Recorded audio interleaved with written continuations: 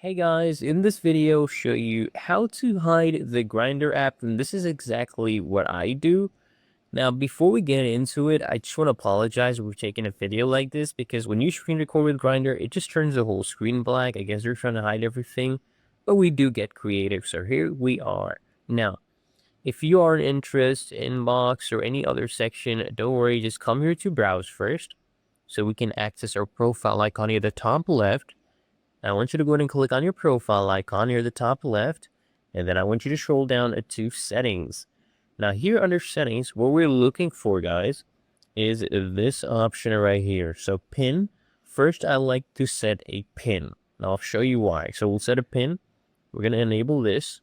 Okay, now go ahead and click on continue here in this prompt, and I'm going to set a pin, let's say 1258. What do you think? Is this a good pin? 1258. Hopefully, I will never forget that. All right, so we have enabled that pin. We can always come here and change it, though, if you want.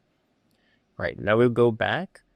So once we have this pin, come here, same section in the settings. Under security and privacy, click on a discrete app icon.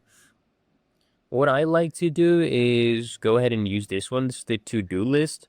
So click on this and then click on confirm icon changer, confirm. Now, if we close Grindr, you'll see it turns to to-do. So we have completely hidden Grindr. Even the notifications will show up as such. So if I click on this, it will ask me to put a password once I completely close it. As you can see right now, it was not completely closed, right? So if I completely close it, you'll see it will ask me to put a password. So be careful and do that. Make sure you always completely close the Grindr app, otherwise people will be able to access it. Okay, otherwise it's really that easy and simple.